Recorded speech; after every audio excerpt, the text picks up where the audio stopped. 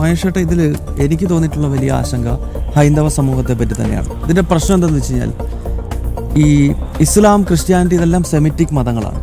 ഒരു പ്രത്യേക കോണിൽ ഒരു ദൈവം, അതിൽ വിശ്വസിക്കണം, വിശ്വസിച്ചില്ലെങ്കിൽ മരിച്ചു കഴിഞ്ഞാൽ സ്വർഗം കിട്ടില്ല. അപ്പോൾ ഇവർക്ക് വളരെ ബോധപൂർവമായിട്ടുള്ള മതപഠനം കിട്ടുന്നുണ്ട്. പക്ഷേ ഹൈന്ദവ സമൂഹത്തെ സംബന്ധിച്ച് നമുക്കറിയാം, ഹിന്ദു എന്ന് പറയുന്ന ഒരു മതം എന്ന ചട്ടക്കൂട് തന്നെ ഈ സെമിറ്റിക് മതങ്ങൾ വന്നതുകൊണ്ടാണ്. അല്ലെങ്കിൽ മതമല്ല, അതൊരു കൾച്ചറാണ്, ജീവിത രീതിയാണ്. അപ്പോൾ ഇതിനെ എങ്ങനെ ഹൈന്ദവ സമൂഹം അതിജീവിക്കും? എന്താണ് ഇതിനൊരു പോംവഴിയുള്ളത്?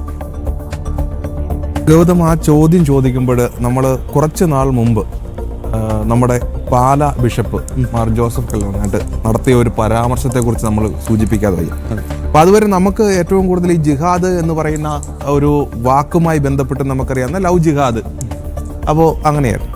അദ്ദേഹം വളരെ സ്ഫോടനാത്മകമായിട്ടൊരു വാക്ക് പറഞ്ഞു. ലവ് ജിഹാദ് മാത്രമല്ല, ക്രൈസ്തവ സമൂഹത്തിലെ പെൺകുട്ടികളെ വല വീശി പിടിക്കാൻ നാർക്കോട്ടിക് ജിഹാദ്, അതായത് മയക്കുമരുന്നും ലഹരിയും ഉൾപ്പെടെയുള്ള കാര്യങ്ങൾ വിതരണം ചെയ്തുകൊണ്ട് അവരെ അതിന് അടിമകളാക്കി മതപരിവർത്തനത്തിന് വിധേയമാക്കുന്ന ഒരു രീതി.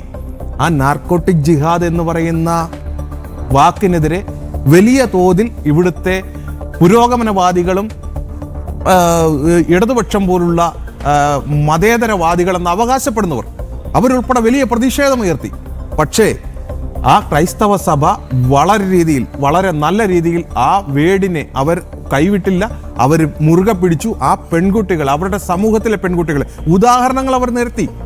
ഇത് ഞങ്ങൾക്ക് മുമ്പിലുണ്ട്, ഞങ്ങൾ തിരിച്ചു കൊണ്ടുവന്ന പെൺകുട്ടികളുണ്ട്, നിങ്ങളുടെ ആൾക്കാർ ഞങ്ങളുടെ പെൺകുട്ടികളെ വല വീശി പിടിച്ച് ഞങ്ങൾ തിരിച്ചു കൊണ്ടുവന്ന പെൺകുട്ടികളെന്ന് ഉദാഹരണ സഹിതം നിരത്തിയിട്ടവർ പറഞ്ഞു, ഇത് വാസ്തവമല്ല എന്ന് ഇരുട്ടുകൊണ്ട് നിങ്ങൾ ഓട്ടയടക്കരുത്. ഇങ്ങനൊരു സംഭവം നടക്കുന്നുണ്ട്, സമൂഹത്തിൽ നടക്കുന്നുണ്ട്.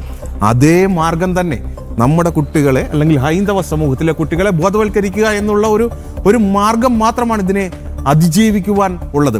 ആ നാർക്കോട്ടിക് ജിഹാദ് കഴിഞ്ഞു, പിന്നീട് ബ്ലാക്ക് മെയിൽ ജിഹാദായി. എനിക്ക് തോന്നുന്നു ഇപ്പം ഈ നടക്കുന്നത് ശരിക്കും പറഞ്ഞു കഴിഞ്ഞാൽ ഒരു ന്യൂജൻ മീഡിയ ജിഹാദാണെന്ന് തോന്നുന്നു. കാരണം ഇപ്പോൾ ഈ നവമാധ്യമങ്ങളിലൂടെ ഇത്തരം ടോക്ക് ഷോകളൊക്കെ സാധാരണമാണ് പല സ്ഥലങ്ങളിലും. അത് ആളുകളുടെ സ്വകാര്യ സ്ഥലത്ത് മതം പ്രൊമോട്ട് ചെയ്യാനുള്ള വേദിയാക്കി മാറ്റണോ എന്നുള്ളത് രണ്ടാമത്തെ കാര്യം. ഇത്തരം രസകരമായ ചോദ്യങ്ങളുമൊക്കെ ആയിട്ട്, ഇത്തരം ചോദ്യങ്ങളല്ല സാധാരണ നടക്കുന്ന കുസൃതി ചോദ്യങ്ങളുമൊക്കെ ആയിട്ട് ഇത്തരം ഓൺലൈൻ മീഡിയകൾ ഒരുപാട് ആളുകളെ സമീപിക്കാറുണ്ട്. നമ്മുടെ ഈ കൊച്ചി മറൈൻ ഡ്രൈവിൽ അതുപോലുള്ള ഈ വിനോദ കേന്ദ്രങ്ങളിലൊക്കെ സാധാരണ നമ്മൾ പോകുമ്പോൾ കാണാം, ഈ ആൾക്കാർക്ക് ശല്യമില്ലാത്ത രീതിയിൽ അവർ ആ വീഡിയോ ചിത്രീകരിച്ചൊക്കെ ഇടാറുണ്ട്. പക്ഷേ ഈ പ്രജിത്ത് പറഞ്ഞ പോലെ ഈ ഒരു സംഘത്തെ കാണുമ്പോൾ കൃത്യമായിട്ട് നമുക്ക് ബോധ്യപ്പെടും അങ്ങനെ വന്നവരല്ല എന്ന് നമുക്ക് കൃത്യമായിട്ട് വരും. സാധാരണ ഇത്തരം വീഡിയോകൾ ചിത്രീകരിക്കുമ്പോൾ ഒരു ക്യാമറമാൻ കാണും, അല്ലെങ്കിൽ ചോദ്യം ചോദിക്കുന്ന ഒരാൾ കാണും. പക്ഷേ ഇതിൽ ഒരു 4-5 പേരാണ്. അവർ പുറകിൽ ഒരാൾക്ക്, പ്രജിത്ത് പറഞ്ഞ പോലെ, ഒരാൾക്ക് ഉത്തരം മുട്ടിയാൽ അടുത്തത് ഫില്ല് ചെയ്യാനായിട്ട് ആൾക്കാർ റെഡിയായി നിൽക്കുകയാണ്. ആ ചോദിക്കുന്ന ചോദ്യങ്ങളിൽ പോലുമുണ്ട്. ആ വീഡിയോ തുടങ്ങി ഏതാണ്ട് ഒരു 5 മിനിറ്റിനുള്ളിൽ തന്നെ പടച്ചോൻ എന്നൊരു പേര് വരികയാണ്. ആ വീഡിയോ തുടങ്ങി 5 മിനിറ്റിനുള്ളിൽ തന്നെ പടച്ചോൻ എന്നൊരു പേര് വരികയാണ്. അത് വീണ്ടും ആവർത്തിക്കുകയാണ്. അത്തരം അതായത് ഒരു വാക്ക് അവിടേക്ക് കൊടുക്കുകയാണ്, ആൾക്കാരുടെ മൈൻഡിലേക്ക് ഇൻജെക്ട് ചെയ്യുകയാണ്. ഈ നാർക്കോട്ടിക് ജിഹാദും എല്ലാം, ലവ് ജിഹാദും എല്ലാം അങ്ങനെയാണ്. നിമിഷ ഫാത്തിമ എന്ന് പറയുന്ന വലിയൊരു ഉദാഹരണം നമ്മുടെ മുമ്പിലുണ്ട്. പഠിക്കാൻ പോയി മതപരിവർത്തന വിധേയമായി ശ്രീലങ്കയിൽ നിന്നും സിറിയയിലേക്കും അഫ്ഗാനിലേക്കും ഒക്കെ പോയ നിമിഷ ഫാത്തിമയെ പോലുള്ള ആൾക്കാരെ ഇവർ വലയിലാക്കിയതിന്റെ മുൻ ഉദാഹരണങ്ങളുണ്ട്. സ്വാഭാവികമായിട്ടും ഭയക്കേണ്ട ഒരു സമയം തന്നെയാണ്, ജാഗ്രത കാണിക്കേണ്ട സമയമാണ്.